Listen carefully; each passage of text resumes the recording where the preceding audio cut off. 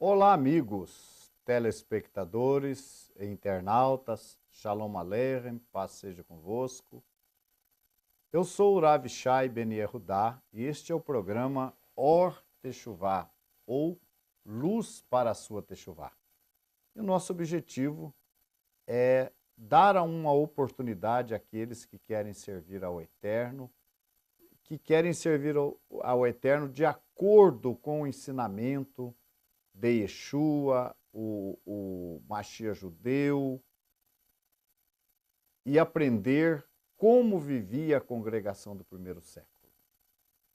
Você tem, com este programa, com esta série de programas, a oportunidade de aprender todas essas coisas.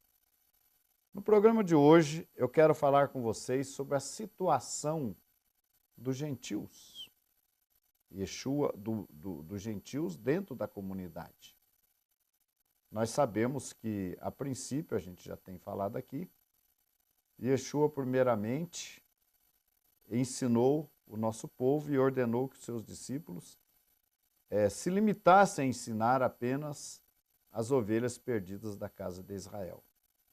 E assim foi o nosso povo ali, daquela congregação do primeiro século, aquela congregação judaica, lembrando que Yeshua não fundou nenhuma outra religião.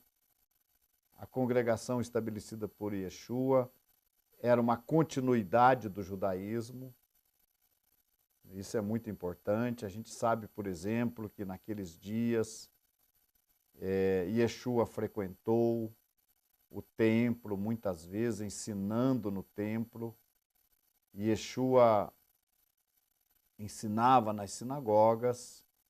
E os seus discípulos também continuaram a mesma coisa, frequentando o templo e, à medida do possível, também as sinagogas dos seus dias.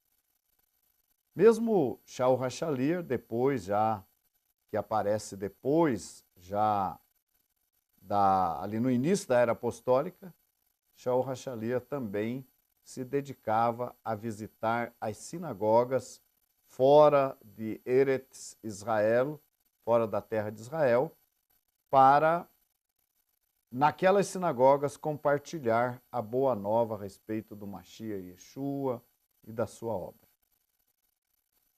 Então,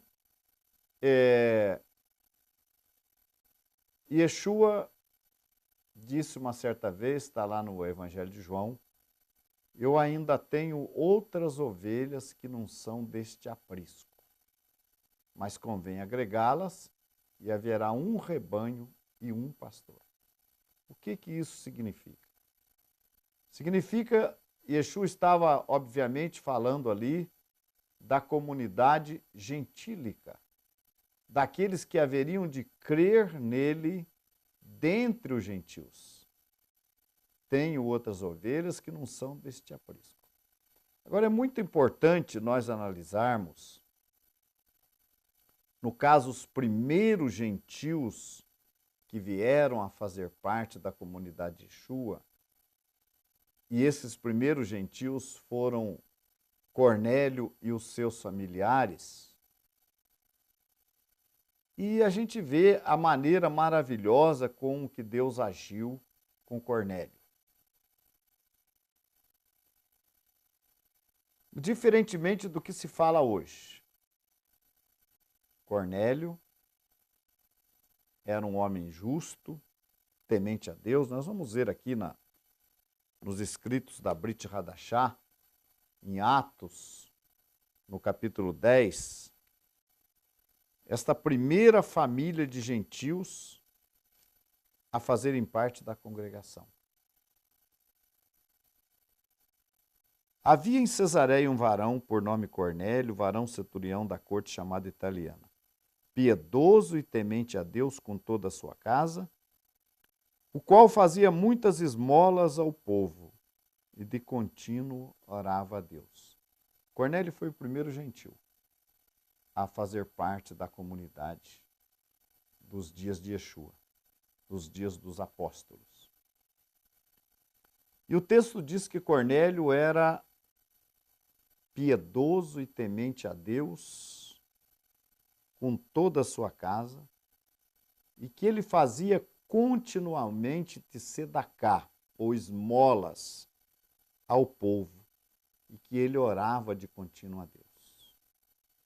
O versículo 22 dá mais detalhes quando diz assim: Cornélio, centurião, varão justo e temente a Deus, e que tem bom testemunho de toda a nação dos judeus, foi avisado por um santo anjo para que te chamasse à sua casa e ouvisse as tuas palavras.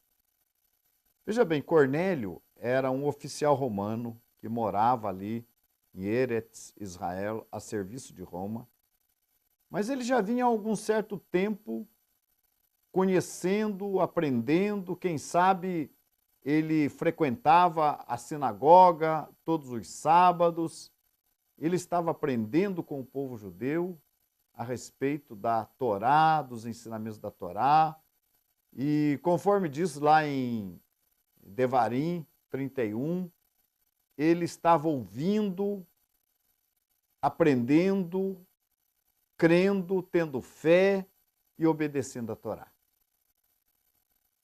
Obviamente que isso levou um certo tempo para que Cornélio chegasse no ponto que ele chegou. E qual foi o ponto que Cornélio chegou? Cornélio recebe a visita de um anjo de Deus que fala para ele: Cornélio, as tuas orações. O anjo disse: as tuas orações e as tuas esmolas têm subido para a memória diante de Deus. Vejam bem, senhores, como é que Deus ia falar com um gentil? Mas Pedro revela depois no seu discurso, no versículo 35 de Atos, capítulo 10, o 34 diz: e abrindo Pedro a boca, disse: reconheço por verdade que Deus não faz acepção de pessoas, mas que lhe é agradável aquele que em qualquer nação o teme e obra o que é justo. Lhe é agradável. É lógico, o povo judeu, o povo de Israel, não tem opção. É uma nação escolhida e pronto. Mas o povo gentil, os gentios, eles escolhem a Deus espontaneamente. Cornélio decidiu servir a Deus, conhecer a Torá, e eu digo que ele era um seguidor da Torá, porque para ser chamado de justo, de tzadik, piedoso, e dar testemunho, bom testemunho a toda a nação de judeus, ele tinha que estar cumprindo a Torá. E Cornélio, então, ele recebe a visita de um anjo. Eu creio que nessa altura, para receber a visita de um anjo, Cornélio já estava num estágio bem avançado de obediência à Torá. Quanto tempo, quem sabe? Quem sabe anos que ele vinha ali praticando a Torá, obedecendo passo a passo os ensinamentos da Torá, e chega nesse momento em que Deus se agrada das atitudes de Cornélio. E que Deus estava convencido de que Cornélio havia escolhido servi-lo.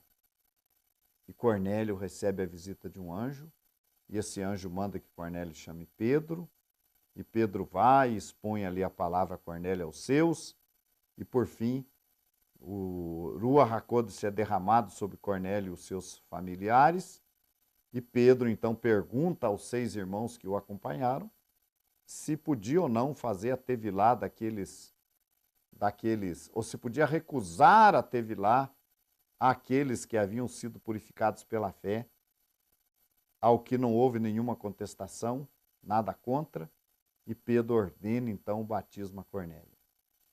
Com isso, Cornélio se une ao povo. Gente, uma coisa importante, Deus não podia ter chamado Cornélio particularmente, o anjo ter falado com Cornélio, como muita gente diz, olha, o anjo falou comigo, eu recebi uma mensagem, Deus falou comigo e tal, tal, tal. Cornélio não, Cornélio teve um anjo que falou com ele, mas o anjo não mandou ele estabelecer uma comunidade própria.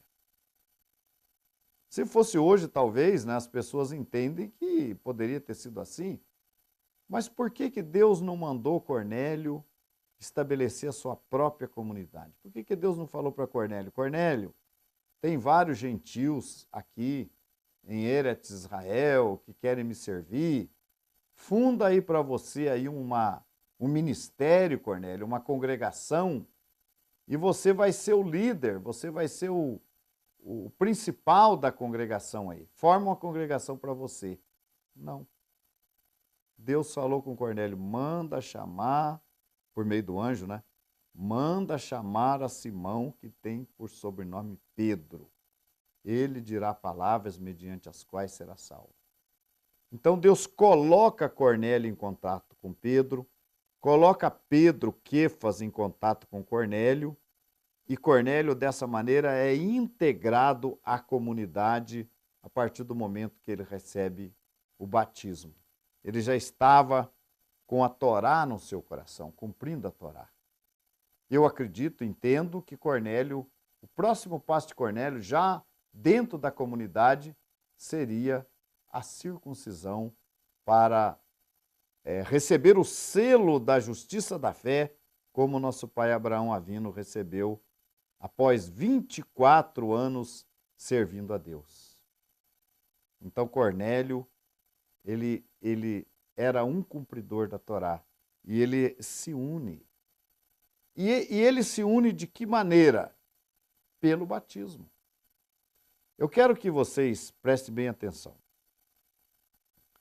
Não é qualquer pessoa que pode se batizar, passar pela Tevilá. Porque a Tevilá serve para quê? Para a remissão de pecados. E o que é pecado? Pecado é a transgressão da Torá. Então, se a pessoa ainda está desobedecendo a Torá, transgredindo mandamentos,